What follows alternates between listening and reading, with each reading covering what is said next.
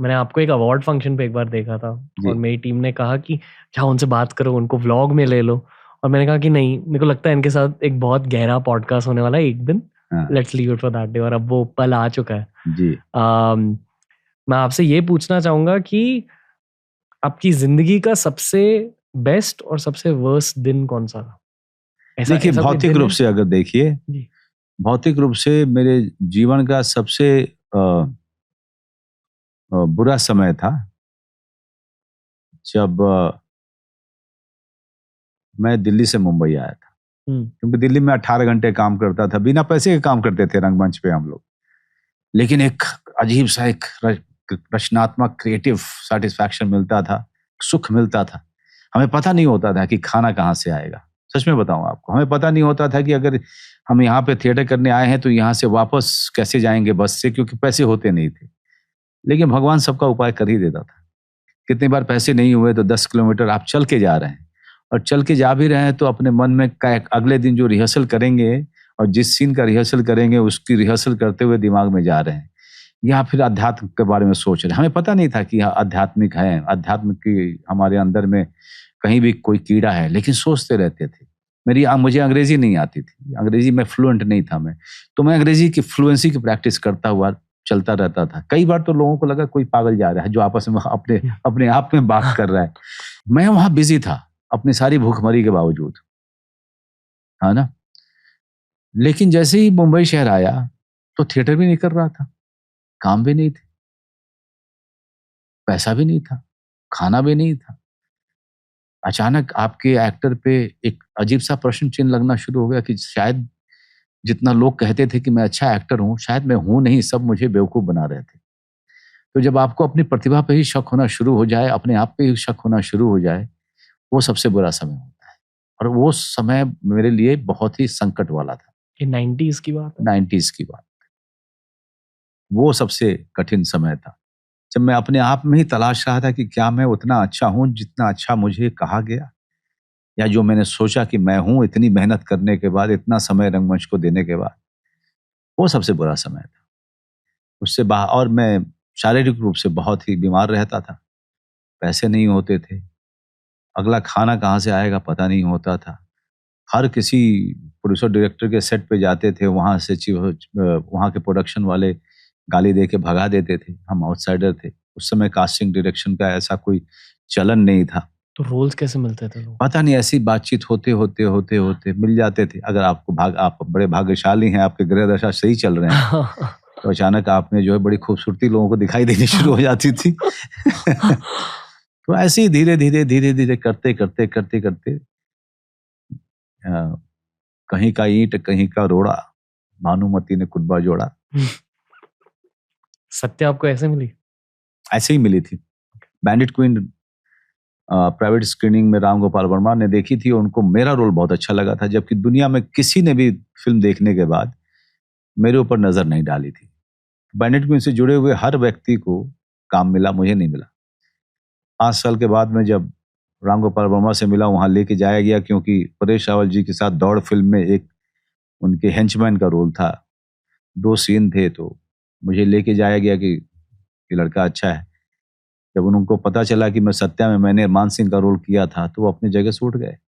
उन्होंने कहा 5 साल से तुमको खोज रहा हूँ, तुम कहाँ थे? तो यही मैंने कहा, जब ग्रह सही होते हैं, जब दशा सही चल रही होती है, तो सही जगह टकरा जाते हैं। जब नहीं होती है तब तक आप काम करते रहिए। फ्रस्ट्रेशन का समय भी होता है, डिप्रेशन का भी समय होता है, आपका विश्वास भी डगमगाता है, और होना भी चाहिए, क्यों नहीं होना चाहिए। जो लोग कहते हैं कि लक जैसी कोई चीज नहीं होती है, आप उनसे क्या कहना चाहोगे? बहुत अच्छी बात है, विश्वास करते रहिए, विश्वास करते रहिए। आप अपने आसपास देखिए, ज्यादातर सफल व्यक्तियों में आप देखेंगे, और उनकी प्रतिभा और उनके भाग्य को तौल के देखिए, आपको पता चल जाएगा। मैं मनोज बाजपेयी अगर यहाँ बैठा हूं, इसका मतलब ये नहीं है कि बाहर में कोई और नहीं है जो मेरे जितना प्रतिभावान नहीं है। शायद ज्यादा होगा, शायद ज्यादा मेहनत करता होगा, लेकिन अभी उसके पास काम नहीं है। इसलिए जब मैं मेहनत करता हूँ, जब मैं किसी फिल्म पे, किसी कैरेक्टर पे काम करता हूँ, तो कहीं ना कहीं एक चीज मेरे दिमाग में जरूर होती है कि अगर मुझे भगवान ने, ऊपर वाले ने ये मौका दिया है, तो मैं इतनी मेहनत करूं, इतना अच्छा काम करूं, ताकि मैं जस्टिफाई कर पाऊं जो मुझे अवसर मिला है, जो अपॉर्चुनिटी मिली है। क्योंकि बाहर एक लड़का खड़ा है जो उतना ही प्रतिभावान है, जो उतनी ही मेहनत करता है, लेकिन उसके पास काम नहीं है। Batsman mentality. What is that?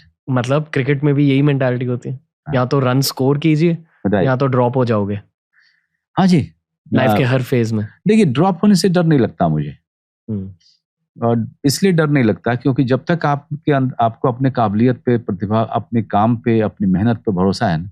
मुझे बीच में हुआ था, एक बुरा समय भी आया था after 1971 Pinjar, all of that, nobody was touching me, nobody was offering me anything. क्यों पर? क्योंकि फिल्में बड़ी महान फिल्में थी। आज उन फिल्मों को मेरे बेस्ट फिल्मों में और मेरे बेस्ट परफॉर्मेंसेस में जाना जाता है, लेकिन वो फिल्में अपनी लागत के हिसाब से काम बॉक्स ऑफिस पे बिजनेस नहीं कर पाए। हमारी इंडस्ट्री का, का बहुत बड़ा एक ऐसा चलन है, एक बेवकूफ सी फिल्म, एक घटिया दर्जे की फिल्म सुपर हिट हो जाती है, उसके वो फिर उसी तरीके की फिल्में बहुत सारी बननी शुरू हो जाती हैं। उन एक्टर्स को और टेक्नीशियंस को बहुत काम मिलता है। लेकिन एक महान फिल्म अगर नहीं चली, बॉक्स ऑफिस में नंबर्स नहीं दिखाती है, तो उससे किसी को फायदा नहीं होता है, फिर एक्टर्स को घर बैठना पड़ता है। तो जब मेरा बुरा समय आया था तो वो 7 साल का था, और मैं जब पहुंचता था किसी फंक्शन पे, तो यकीन मानिए मैंने अपनी आंखों से देखा और मैंने अनुभव किया, और मैं बिल्कुल बढ़ा चढ़ा के बात नहीं कर रहा हूँ। कैमरामैन, एंकर्स, रिपोर्टर्स, ये सब अपने माइक और कैमरा घुमा देते थे, या मेरी तरफ मुझे तवज्जो भी नहीं मिलती थी। मैंने वो भी समय देखा है। तो लेकिन मुझे बुरा नहीं लगा। मैंने कहा कि मुझे सिर्फ एक रोल की आवश्यकता है और मैं फिर से वापस आ जाऊंगा। कौन सा रोल था वो? राजनीति। जिस दिन राजनीति का वो रोल मिला मुझे, उस दिन मुझे पक्का पता था कि अगर मैंने मेहनत किया तो ये रोल मुझे वापस लेके आ सकता है, क्योंकि इस फिल्म में पूरी सारे इंग्रेडिएंट्स हैं कि ये सुपरहिट होगी, और अगर मैंने अच्छा किया तो वापस से मैं I will be back in the reckoning again, and this is exactly what has happened. Duryodhana का रोल? जी। ओके, कभी सोचा दुर्योधन का रोल करते हुए? नहीं, मैं चाहता था कि दुर्योधन, मुझे 2 रोल ऑफर किए गए थे, मैंने चुनाव उसी का किया था। प्रकाश जी बार बार कहते रहे कि दूसरा रोल ले लो। दूसरा कौन सा था? नहीं बताऊंगा।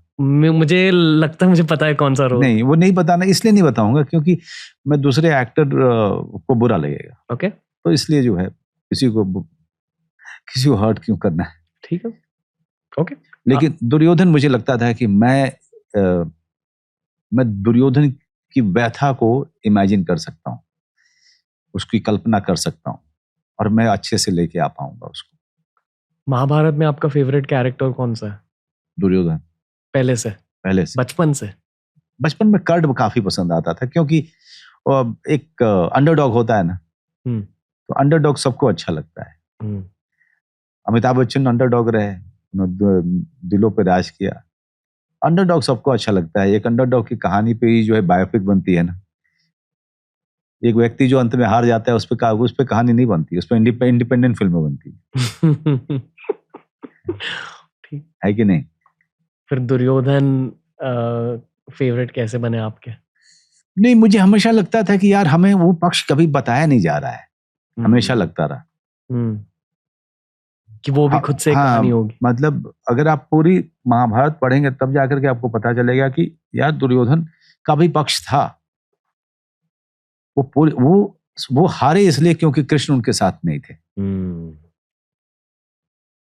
अगर कृष्ण उनके साथ होते तो पांडवों का कोई चाल नहीं चलती।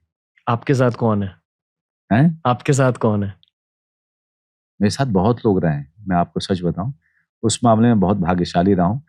मेरे रंगमंच के दिनों में बैरी जॉन थे, रॉबिन दास थे, एनके शर्मा था, बड़े बड़े डायरेक्टर्स थे जिन्होंने मुझ पर विश्वास किया। मैं आध्यात्मिक सवाल पूछ रहा हूँ सर। मेरे पास तो सत्य है और न्याय है, और मेरा आत्मविश्वास है। Okay. हाँ, मेरे माँ बाप का आशीर्वाद है मेरी माँ का एक बहुत बड़ा, उनकी पर्सनालिटी का एक बहुत अहम एलिमेंट मेरे अंदर में है, वो है कभी ना हार मारने की एक जिद। मैं हार नहीं मानता हूं। मुझे परिस्थिति और मनुष्य नहीं हरा सकते, भगवान हरा सकता है।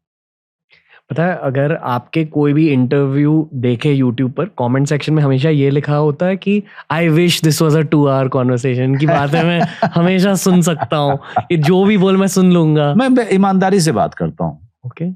मैं इसलिए बात नहीं, मैं आपके साथ में जो मैं बैठा हूँ आपके बियर बाइसेप इसके शो में, तो मैं बातें मैं दिल से करता हूँ।